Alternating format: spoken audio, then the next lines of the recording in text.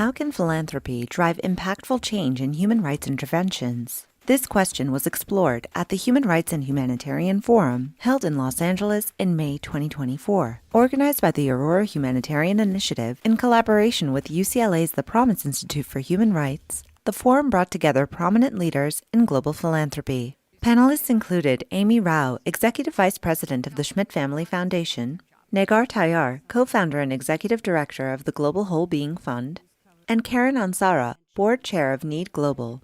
Moderated by Sasha Chanoff, founder and CEO of RefugePoint, the discussion explored the pressing challenges and opportunities facing philanthropy in a world of increasing crises. Today, 120 million people have fled their homes, and some people estimate that perhaps 1 billion will have been forced from home because of climate change by 2050. And yet, at the same time, as we face these existential threats, we see that government funding is reducing significantly. Amy Rao, Executive Vice President of the Schmidt Family Foundation, highlighted the difficulties in funding systemic change, particularly in human rights. She emphasized the need for long-term investments to support policies that uphold dignity and equality for all. And government is supposed to be and are the guarantors of human rights. What I'd like to see more of it when I think about the world I want to see, which is a world with a lot more dignity, where everyone is treated equally and it doesn't matter your skin color, your religion, where you're from, who you choose to love. Negar Tayyar, co-founder and executive director of the Global Whole Being Fund, spoke about her approach to addressing the root causes of displacement. Her fund supports over 50 organizations in 65 countries, addressing displacement caused by conflict and climate change. She pointed out the significant funding gap for refugee-led and community-based organizations, which often receive less than 1% of global funding. There are actors like the White Helmets who are supporting 4.5 million people, and their services go all the way from providing sanitary items to women who have access to nothing, all the way to, documenting war crimes and making sure that those are fed in The Hague. Karen Ansara, Chair of Network of Engaged International Donors, or NEID Global, and a longtime family philanthropist, reflected on nearly 2 decades of experience in international grant-making. She spoke about the need of proactive philanthropy that anticipates crises, citing Somalia's 2011 drought as a missed opportunity for preventative action. For instance, in Somalia in 2011, there were early warnings about a severe life-threatening drought, but not enough funding came for what are called anticipatory actions, those actions that can be taken to avert a full-blown crisis. And the world said, we're never going to let that happen again. Well, in 2022, we did it again.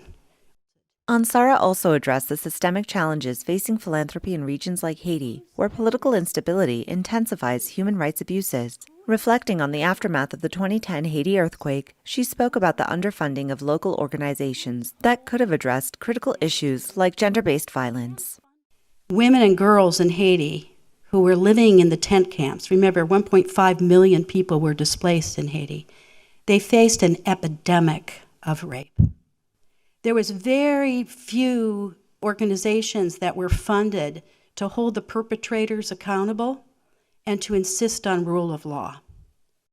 For Amy Rao, engaging the public on complex human rights issues requires compelling storytelling. She believes that sharing stories that expose systemic abuses and inspire action can play a crucial role in mobilizing support.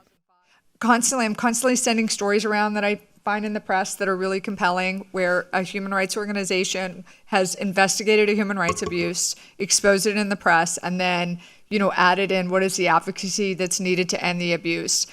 Negar Tayyar echoed the sentiment, emphasizing the power of connecting donors with the on-the-ground organizations. She believes that direct exposure to those doing the work is the most effective way to engage supporters. So the biggest entry point or lever to engage people, I think, is to give them access to those who are actually doing the work on the ground and let them speak and let the work speak for itself. Karen Ansara stressed the importance of donor education and collaboration. She argued that effective philanthropy requires a deep understanding of local contexts, as well as investing in collaborative infrastructure like pooled funds and convenings to ensure resources are used effectively.